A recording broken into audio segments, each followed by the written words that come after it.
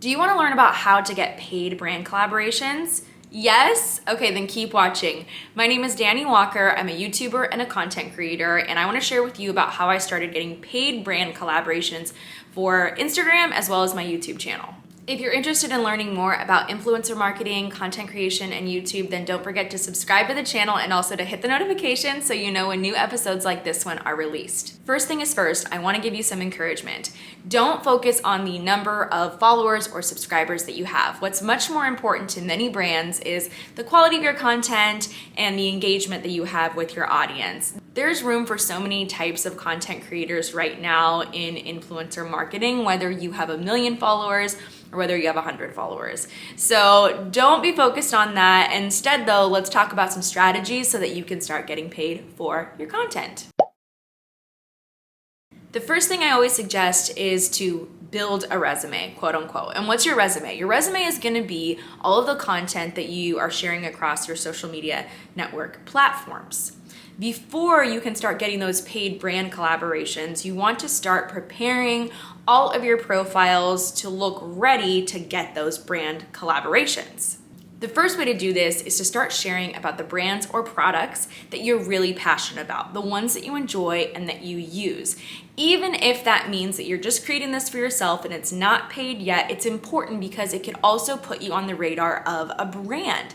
Let's say that you want to work with Target in the future. Well, you can start creating content revolving around Target and tag them or DM them and show them your content so that later on down the road, either they start looking at you or when you decide to pitch them for something, then you already have proved to them that you actually genuinely care about what they do. The other great way to start building content that is going to set you up for future paid collaborations is by doing some unpaid brand collaborations. I don't think that you should stay in this stage forever of doing unpaid brand collaborations because it does take time, it does take energy and effort and resources, but you can start preparing for paid collabs by doing some unpaid ones first. So these unpaid ones are going to provide content for your social media platforms, which will later be proof that you can pitch to a brand.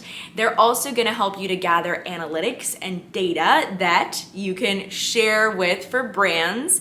And so that's going to be a really important step down the road. And the other added benefit of this is that you're also going to be able to start learning how to communicate with brands and learning about the things that they expect or require from content creators.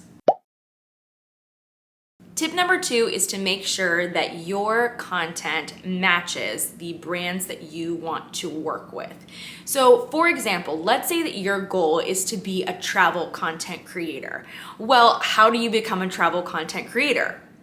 You travel. No hotel is going to want to work with you if you reach out to them and you say, hey, I want to do this collab, if you don't already have travel content on your social media channels. So the first thing you want to do is really start curating your feed and making it look like the type of page that whatever brand or business that you want to work with also wants to work with. So the first thing you're going to need to do is start curating your page and making sure that you're thinking 10 steps ahead and that your content is going to appeal to, for example, a hotel, like I said, if you wanted to be a travel vlogger. You want to make sure that that's already ready to go so they know that you are the right fit for them. If you're liking these tips, comment content down below. I'd love to hear from you. Tip number 3, I think, is really, really important because you want to think bigger picture. You want to think about creating and building this community of your audience and your followers who know, like, and trust you. And in order to do that, I always suggest to only share about brands or services or businesses that you are actually passionate about. It needs to make sense. There's been many times where I've had brands reach out to me offering paid collaborations, and as much as I would love to say yes to that paycheck in that moment, it doesn't make sense for my bigger picture because I wouldn't be able to share about those brands in a very authentic way. And that's important because you really want your audience to be able to trust that when you share about something, it's because it has quality, it added value to your life, and that you really, really love it or that it really works. And so that's the way to some long-term growth in terms of building your audience. And of course, we want to keep building those audiences because then we can start to attract bigger brand deals and collaborations down the road.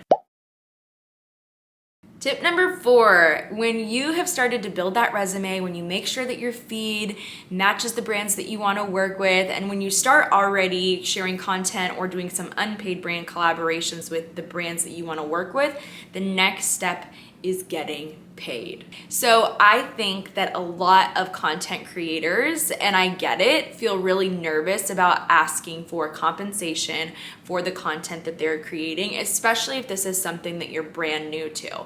So know that when a brand reaches out to you, first of all, the ball's in your court. They're already interested in working with you. They already found your content and they think that it could potentially be a good fit for what they're doing or for their audience as well.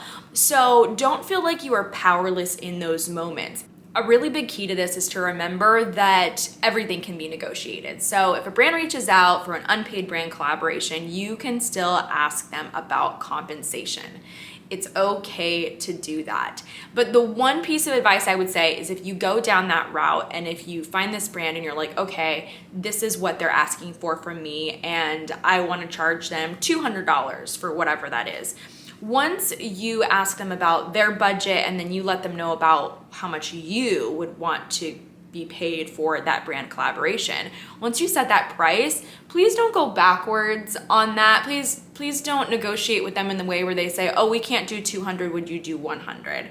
No, it's not good. People aren't going to respect you, and honestly, you're devaluing your own work. You're telling that brand that, okay, this is fine, I'll take whatever you're gonna give me, and my time isn't even worth that $200 for the Instagram post.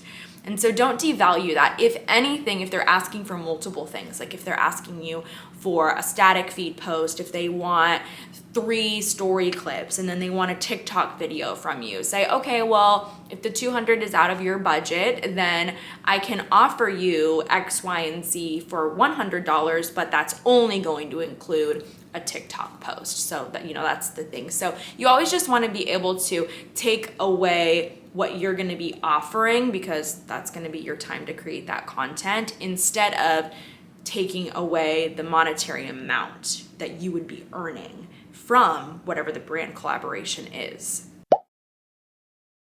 Step number 5 is really important, and this is how you're really going to grow as a content creator. This is how you are going to make this your part-time or your full-time job, and that is pitching brands. You can't be afraid to pitch brands, but you really have to come in prepared. Let's say you have a favorite brand, like a makeup brand that you always use, and you would really love to book a brand collaboration with them that's paid. The first thing you need to start thinking about is, what is it that you are going to bring to the table for that brand? Brands get hit up all the time. And so you got to figure out what's making you different. What are you offering to that brand that nobody else is going to offer in a collaboration? And you really have to have the specifics about, okay, here's my vision for a collaboration for us together.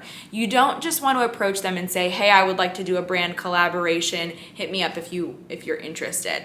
No, you're the one that reached out to them, so you're really gonna have to do that work. And then also be prepared with data, with analytics. Be prepared with that resume that I was talking about to prove to them, okay, I've already created content like this, or here's been some of my most effective types of content, and that's why I know that if we collab together, our collab would do really well. So you really need to be ready when you want to pitch a brand, know what makes you different, know what makes you stand out, but really that is that next step, is taking the initiative to make this the thing that you do. Because for a while you're gonna have to contact these brands before you're able to just sort of sit back and say, okay, well, everybody needs to come to me.